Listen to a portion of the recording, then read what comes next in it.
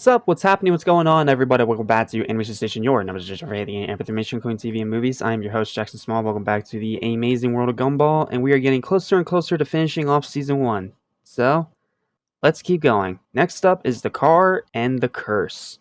Let's start with the car. So, this is an episode that is a bit confusing. So, it starts with Anais rudely awaking her mom, Nicole, out of bed, reminding her she needs to go to the Daisy the Donkey on Ice show with her as she promised. And after being guilt-tripped into taking her, despite her being exhausted due to Anais playing her calling herself a horrible mother over and over again on a tape player, well, she takes them out there. Then, while that's happening, Richard is trying a weight loss machine, and Gumball and Darwin are playing Dodger Dare again. And while they're playing Dodger Dare, they end up making a Ruth Goldberg contraption to launch a ball to the moon. But after a miscalculation, and a really funny gag we'll talk about later, Gumball ends up getting hit by the bowling ball and ricochets off into the Robinsons' yard. And then the rest of the episode is the Robinsons trying to punish Gumball and Darwin for, shooting things in their yard by making them do hard work. But because Gumball and Darwin are Gumball and Darwin, they see it as a great way to help the Robinsons with, daily stuff, to the point where it actually drives them both crazy. And that's when they are then tasked with cleaning his car. And all they do is do a little dink with the sponge, and the whole thing falls apart and catches on fire, so they hide in the attic. Then Richard's up in the attic, and then Nicole and Anais are up in the attic, and it's revealed that all of them had a hand in making the car do what it did when Gumball and Darwin tried to clean it. And then as a result, the Robinsons went crazy and destroyed their car. And then the episode ends with them being taken away by police. And it also shows that Richard's electro-fat machine worked, and he shows off abs. That's pretty much the episode. It starts out really slow and it's not super funny, but once we get to the back half and it starts revealing what actually happened to this car, it gets a lot better. So, I only have 2 highlights for this one.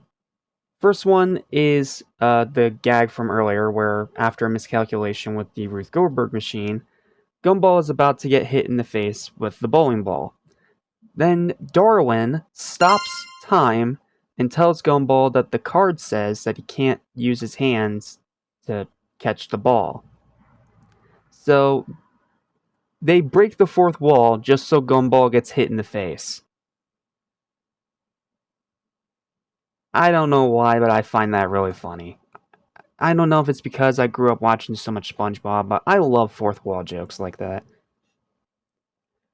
And then the second highlight is the reveal of what actually happened. And every time it happens, Richard does the most hilarious, goofy flashback noises you could possibly imagine. So, what actually happened? Gumball and Darwin tell Richard what they've done, and Richard explains that it was his machine that dented the car. He tried to remove the dents by putting in more dents, but destroyed it in the process. Then he quickly fixed the car like he's Fix-It Felix from Wreck-It Ralph, but as the car creaks, he immediately ran away. And then he tells them not to tell Nicole and Anais, but they're right there, and it turns out that they also had a hand destroying the car because since they parked on their front yard, or way, or whatever, and because she was so exhausted, Nicole ended up backing into the car as well. So, in Richard's own words, it was a family effort. But it's really the flashback noises that make this so funny, because Richard's like, again, it's so stupid, it shouldn't make me laugh, but it makes me laugh. It's pretty good. And that's what I think of this episode. It's pretty good. It starts out kind of slow, and it's another Robinsons episode, which usually makes me roll my eyes, but once they actually get into how the car got destroyed in the first place, that's when things get really interesting, and it ends in a pretty funny way. Not to mention, I do love the fact that this is one of the episodes that breaks the fourth wall. Reminds me a lot of Life and Crime from SpongeBob. So, adding all that together, I think that means that the car deserves a final verdict of a 7 out of 10. While it didn't start as such, trust me, stick with it. It starts slow, but once it gets to the actual car stuff that's promised in the title, then the episode gets really good. But not quite as good as the second episode we get to talk about, which is probably one of my favorite episodes of the season. Not the favorite, it's not up there with the end or the mustache, but it's pretty darn close. Let's talk about The Curse. So I didn't initially know what to expect from this episode going in, because it had another title that made it sound like it was going to be like a Halloween horror episode or something like that. But I already got burnt by the poltergeist, so I learned not to do that. And thankfully, since I didn't have that expectation, I was rewarded with one of the funniest episodes of the season, including what I think is by far the funniest scene in the entire show up to this point. Like, it is so funny, it is so replayable. Like, I gotta get through the episode as fast as possible so I can talk about it. So, this is an episode where Gumball tries to survive a day filled with bad luck. Because apparently he used up all his good luck from an incident where he almost had shattered all the dishes, but they ended up landing on the table perfectly. And apparently that used up all the good luck he had, so now he has a whole day of the worst kind of luck. Now, allow me to tell you everything that happens to Gumball in this episode. First, in the shower, he slips on a bar of soap, falls into the toilet, and gets flushed into the sewer. Already not a bad start. Gumball misses his chance to board the bus, and then ends up being dragged by his finger all the way to school. And then he cheers himself up with a song, only to be stomped on by Hector the Sasquatch.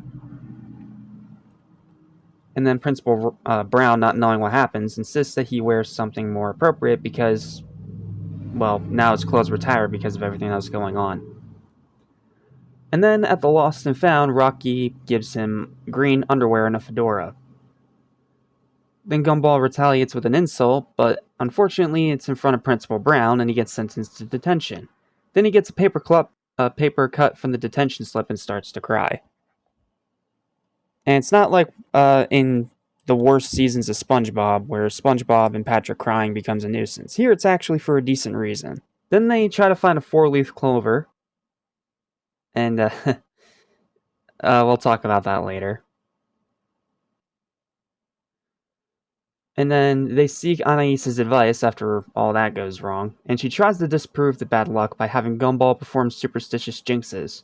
But when he gets struck by an indoor thunderbolt, she concedes that logic is not going to help with this situation. That's when Darwin suggests, well, that he ran out of good luck for the day. And then during detention, Gumball is intensely stared at by Principal Brown, and once Brown leaves, Gumball starts noticing potential hazards. That's when Brown angrily slams the door, saying that he forgot to angrily slam the door, causing a chain reaction, which causes Gumball to flee, and the episode ends on another chase scene. And a really, really good one, because he ends up riding down the entire Elmore Expressway on the road in a mop bucket. And after a few narrow dodges of danger, he ends up falling straight into a gorge,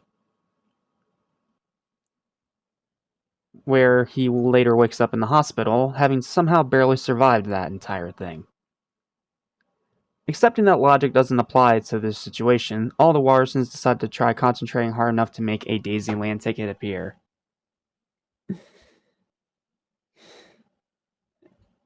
And that leads to the third highlight of the episode, so that's pretty much the plot. It's Gumball having bad luck and constantly getting injured.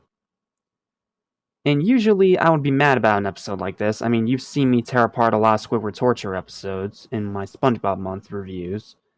But in this case, it actually works because it's funny, it's over-exaggerated, and it's not too violent.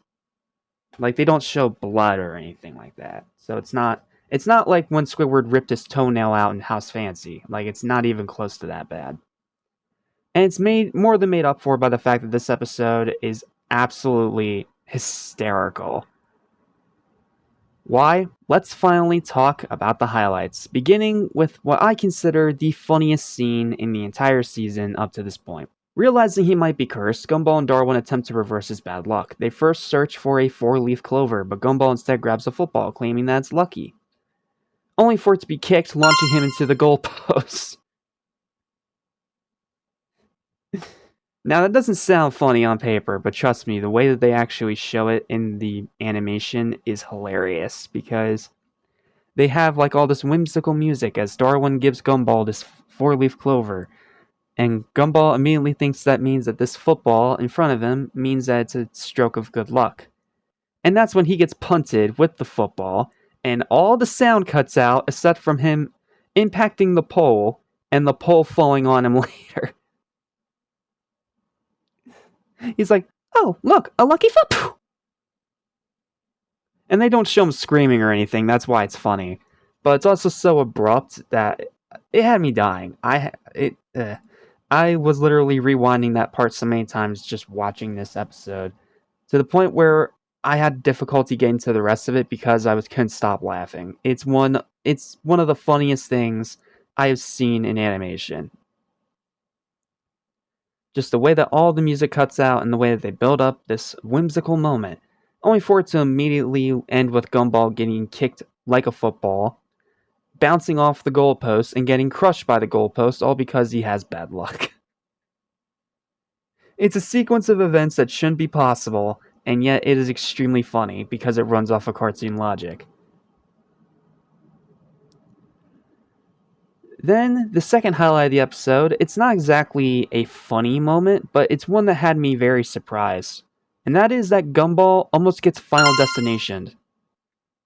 Now, what I mean by that is, for those of you that don't know, there's a horror movie series called Final Destination, where characters end up dying in horrible, gruesome ways by circumstances that seem coincidental, but are actually plans in death's design. And they get more and more gruesome as the movies go on.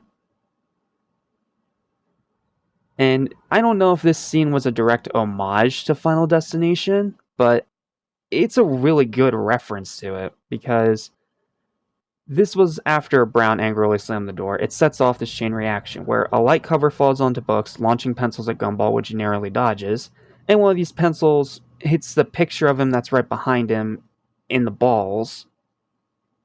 No, I'm not kidding. Then a fan knocks over some items, breaking a radiator cap, which releases gas into the room. And that's when Gumball flees the room just as the room, and apparently the entire school, explodes, propelling him into a mop bucket. Like, that is straight out of Final Destination, making a scene that doesn't look dangerous become absolutely terrifying. And as a horror fan who happens to be a huge fan of Final Destination, excluding the fourth one's garbage, it is awesome. Like, it was an incredibly shocking moment, but I love that they actually went there. Very ballsy and very, very commendable. And of course, it's then followed by that chase scene. And then finally, when they try to summon a Daisyland ticket. And I have to just straight up tell you what happens here. Harold tries to buy a family pass, but it accidentally slips from his hands at Daisyland. The ticket is then carried by the wind, traveling across the freeway onto a plane and eventually floating into the Waterston's hospital room. And they keep saying this line over and over about, oh look, a Daisyland ticket, I wonder where it's going. And then as soon as it gets there, the family celebrates, only for it to immediately be shredded to pieces by the fan. And that's when Darwin cheerfully remarks that he had wished for snow. Meaning that his wish counteracted all their wish, just because he wanted snow at that very moment.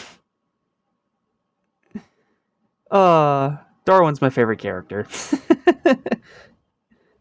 This episode's awesome, man. Like, it is awesome. From the Final Destination reference to the funniest scene in the show so far, to the incredible ending, to the great story. It is just perfect. It is nearly perfect comedy gold. My only gripe with it is the pacing. I feel like they could have made it a little bit faster. But that's honestly just a nitpick. Outside of that, I love this episode. It's easily one of the best of the season, and even if it's not up there with the end or the mustache, it is admirably close. And that is why it is the third episode of the season to get a final verdict of a high and well deserved 9 out of 10. Excellent episode. Absolutely love it. It's extremely funny, and I highly recommend checking it out if you haven't already. Just the football scene alone more than makes it worth your time. And with that, we are done, and we only have 2 more videos to go and only 4 more episodes left to review. I might just do both of them tomorrow because I have a big plan for the day after tomorrow. So, yeah, if you end up getting the last one early, that's why. So, thank you guys so much for watching. Feel free to like, share, and subscribe for more videos like this almost every single day. And of course, leave your thoughts and opinions in the comments down below. And hit the hype button to get this higher up in the algorithm if you so desire. Thank you so much for your time. I greatly appreciate it. Now, if you excuse me, I'm going to go get this edited and uploaded so I can try to get it out before the day ends. And then I'm jumping straight into LEGO Incredibles because I need a break. I'll see you tomorrow for the microwave, the meddler, the helmet, and the fights. Peace.